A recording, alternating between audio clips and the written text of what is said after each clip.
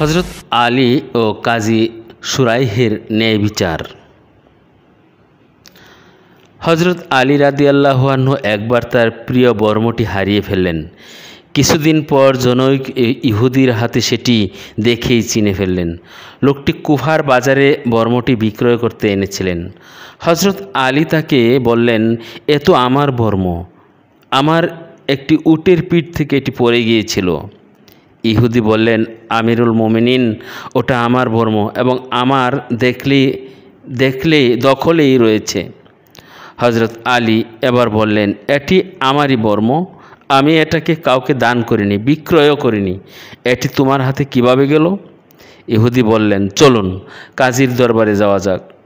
হজরত আলী রাদিয়াল্লাহু আনহু বললেন, বেশ তাই হোক। তারা উভয়ে গেলেন কাজী সুরাইহের দরবারে। কাজী সুরাইহ তাদের বক্তব্য জানতে চাইলে উভয়ে বর্মটি নিজের বলে যথারীতি দাবি করেন। কাজী খলিফাকে সম্বোধন করে বলেন, হে আমিরুল মোমিনিন, আপনাকে দুজন সাক্ষী উপস্থিত করতে হবে। হজরত আলী বললেন, আমার ভৃত্য কিংবা ছেলে হাসান সাক্ষী আছে। সুরাইহ বললেন, আপনার ভৃত্যর সাক্ষ্য নিতে পারি, কিন্তু ছেলের সাক্ষ্য নিতে পারবো না, কেননা বাবার জন্য ছেলের সাক্ষ্য শরীয়তের আইনে অচল। হজরত আলী বললেন, বলেন কি আপনি, একজন বেহেশতবাসীর সাক্ষ্য চলবে না? আপনি কি শুনেননি রাসূল সাল্লাল্লাহু আলাইহি সাল্লাম বলেছেন, হাসান ও হুসেন বেহেশতের যুবকদের নেতা?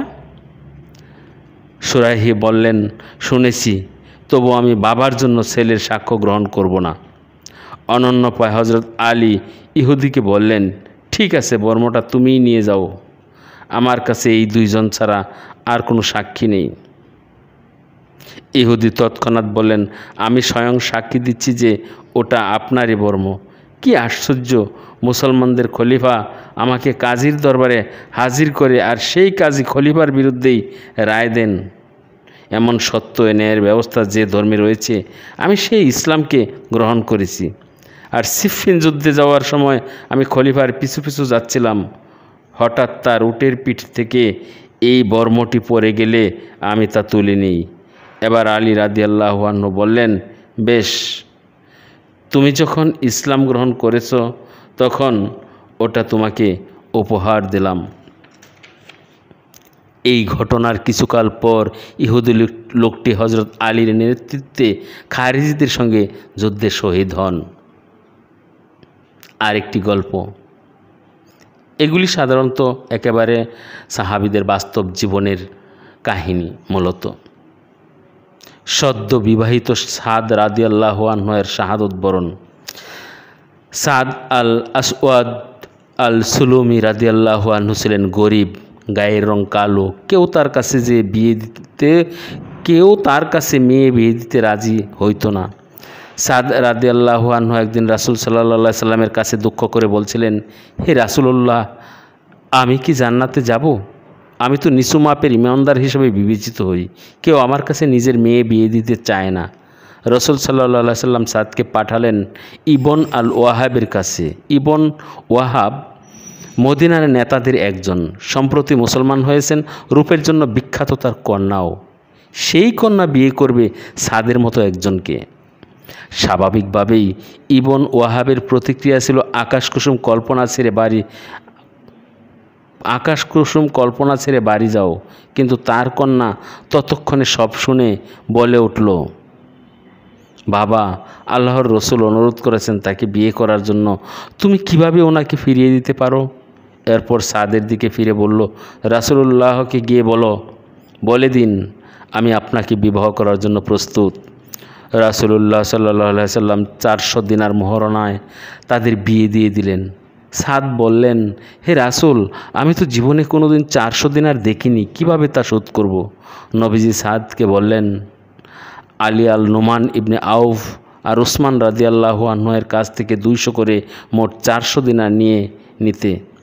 কিন্তু দুজনই সাদকে 200-র বেশি করে দিনার দিলেন। বাড়তি টাকায় বাজারে গিয়ে স্ত্রীর জন্য কিছু উপহার কেনার কথা চিন্তা করলেন সাদ, কিন্তু বাজারে থাকা অবস্থায় তার কানে এলো জিহাদের ডাক। সাদ যেখানে ছিলেন সেখানেই দাঁড়িয়ে গেলেন। স্ত্রীর জন্য উপহার কেনার বদলে কিনলেন একটি তরবারি আর একটি ঘোড়া। এরপর ছুটে গেলেন জিহাদের ময়দানে। নিজের চেহারাটা কাপড় দিয়ে মুড়ে নিলেন যেন রাসূলুল্লাহ সাল্লাল্লাহু আলাইহি সাল্লাম তাকে চিনে ফেলতে না পারেন, কারণ তাকে দেখলেই তো তিনি বাড়িতে পাঠিয়ে দেবেন। সে যে সদ্য বিবাহিত। যুদ্ধের ময়দানে ক্ষিপ্রতার সঙ্গে যুদ্ধ করতে থাকেন সাদ। একসময় তার ঘোড়াটি আঘাতপ্রাপ্ত হলে তিনি মাটিতে পড়ে যান, কিন্তু উঠে দাঁড়াতেই কালো চামড়া চোখে নবীজি তাকে চিনে ফেলে বিস্ময়ে হতবাক হয়ে বললেন, হে সাদ, জান্নাত ছাড়া তোমার জন্য আর কোনো আবাস নেই। সাদ রাদিয়াল্লাহু আনহু আবারও জিহাদে ঝাঁপিয়ে পড়লেন। কিছু সময় পর সাদ শাহাদাত বরণ করেছেন এমন খবরে রাসূলুল্লাহ সাল্লাল্লাহু আলাইহি সাল্লাম ছুটে গেলেন ময়দানে। সাদের মাথাটি নিজের কোলের উপর রেখে কাঁদতে শুরু করলেন, কিন্তু একটু পরেই তিনি হাসতে শুরু করলেন। আবু লুবাবা রাদিয়াল্লাহু আনহু তাকে এক সাহাবী নবীজিকে বিস্ময়ের সঙ্গে বললেন, হে রাসূলুল্লাহ, আমি আপনাকে এমনটি কখনো করতে দেখিনি। আল্লাহর রসুল বললেন, আমি কাঁদছিলাম কারণ আমার প্রিয় সঙ্গী আজ চলে গেল, কিন্তু এরপর আমি দেখতে পেলাম তার কি ভাগ্য। আল্লাহর কসম, সে এরই মধ্যে পৌঁছে গেছে হাউদে। আবু লুবাবা জিজ্ঞাসা করলেন, হাউদ কি? রাসূলুল্লাহ সাল্লাল্লাহু আলাইহি সাল্লাম বললেন, এটি এমন এক ঝর্ণা যা থেকে কেউ একবার পানি পান করলে জীবনে আর কোনোদিন পিপাসার্ত হবে না। এর স্বাদ মধুর চেয়েও মিষ্টি এবং রং দুধের চেয়েও সাদা। আমি তার এই রূপমর্যাদা দেখে হাসতে শুরু করলাম। এরপর নবীজি সাহাবীদের কাছে এসে বললেন, সাদের ঘোড়া আর তরবারি যেন তার স্ত্রীর কাছে নিয়ে যাওয়া হয় এবং তাকে যেন বলা হয় এগুলো তার বংশধর। নবীজি বললেন, তাকে জানিয়ে দিও আল্লাহ তাআলা সাদকে জান্নাতে স্ত্রী দান করেছেন, তারা তার চাইতেও অনেক সুন্দর। ধন্যবাদ।